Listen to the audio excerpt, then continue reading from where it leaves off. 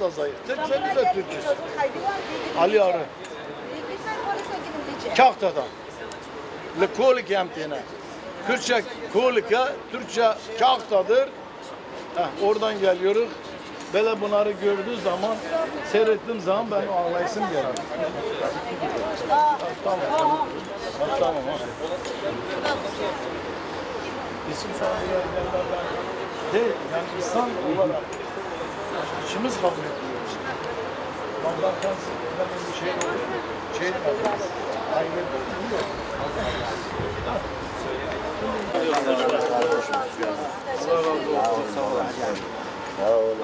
Allah yar yardımcınız olsun. Bana yardımcı var. Allah yar yardımcınız olsun. Biz Kahta'dan geliyoruz. O ailece hep gelir. Allah yar yardımcınız olsun. Havada uçan kuşlar, yerde gezen karıncalar yüzü hürmetine ya Rabbi. İki cihan serveti Hazreti Muhammed Mustafa sallallahu aleyhi ve sellem yüzü hürmetine olsun.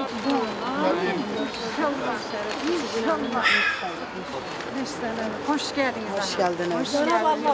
Allah kurtarsın. Allah yar yardımcı olsun. Allah yar yardımcı olsun. Hem Türk'üm, hem Zazay'ım, hem Arap'ım.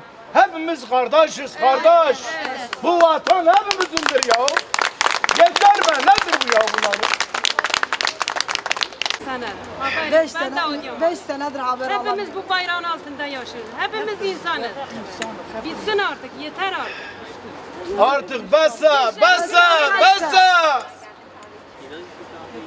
Cenab-ı Allah yardım etsin. Hadi inşallah yardan inşallah kavuşursunuz. Bizden dua gelmek. Allah'a yaralı, yaralı. Bak İsrail büyük devlet kolayı. İsmi de ne? Kürdistan koyuyor. Yalan söylüyorlar. Ne Kürdistan? Ne şey? Bizim tek bir sıkıntımız var, PKK'yla bir sıkıntımız var, HDP'yle bir sıkıntımız var. Kürtlerle, Türklerle hiçbir sıkıntımız yok.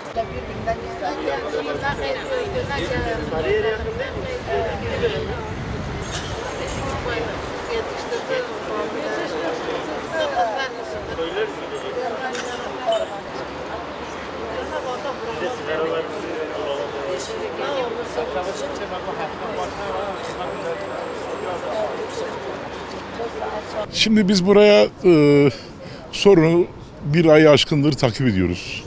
Burada olan bitenleri takip ediyoruz. Tabii içimiz acıyor. Yani artık biz bu sorunun bitmesini istiyoruz.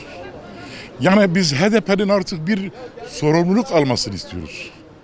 Yani bu insanlar buraya gelince aslında burada bir sorumluluk görevi veriyorlar HDP'ye.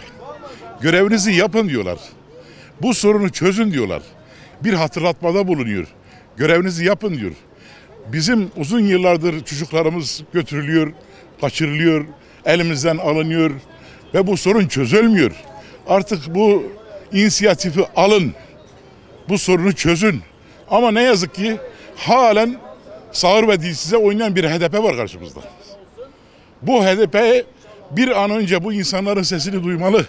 Sen madem siyasal bir yapısın, siyasi bir partisin ve bu sorumluluğu alacaksın ve bu sorunun çözümünde muhatap olacaksın ve inisiyatif alacaksın diyor. Biz de bugün Adıyaman'dan bu ailelere destek olmaya geldik. Her türlü desteği bizi veriyoruz. İçimiz acıyor, içimiz yanıyor. Bu sorun bir an önce bitmesini istiyoruz. Ben bu anaları, bacıları, kardeşleri, o torunum gelen yaşlardı. Böyle gördüğüm zaman içim parçalanıyor. Ağlayarak başını laf edeyim gene ağlayasım geliyor. Çünkü içim parçalanıyor. Bir evlat yetiştirmek için öyle kolay değildir. Yani kolay kolay evlat yetişmiyor. Alıp da dağa götürmek. Neyi dağa götürüyorsun ya? Sen çocuğunu götürsene kardeşim. Senin çocukları nerede okuyor? Nerededir? Plajlarda. Bu zavalların çocukları nerede? Dağda. Kuru ekmek bulamıyorlar. Kuru ekmek dağda. Bunlar hep filmdir. İsrail'e çalışıyorlar. Amerika'ya çalışıyorlar. Utanmadan bunlara diyor ki siz parayla satıyorsunuz. Buyurun. İnsan evladı parayla satsa gelir burada ağlamaz. Adıyaman'dan geldik. Annelerimize destek olmaya geldik. İnşallah evlatlarına kavuşurlar. Arkasındayız. Allah'tan büyük isteğim işte evlatlarına kavuşsunlar. Tabii ben de bir anneyim. Bir anne evladı için her şey yapar. 50 senede olsa beklesinler, evlatlarını alırlar. Beklesinler. Çabalasınlar. Anne olmak böyle bir şey. Bir gelmeleri lazım, gelsinler, herkes gelsin, bütün anneler gelsin, destek versin. Ki çocuklarına kavuşsunlar. Allah onlara da merhamet versin ki çocuklarını versinler. Zor yani.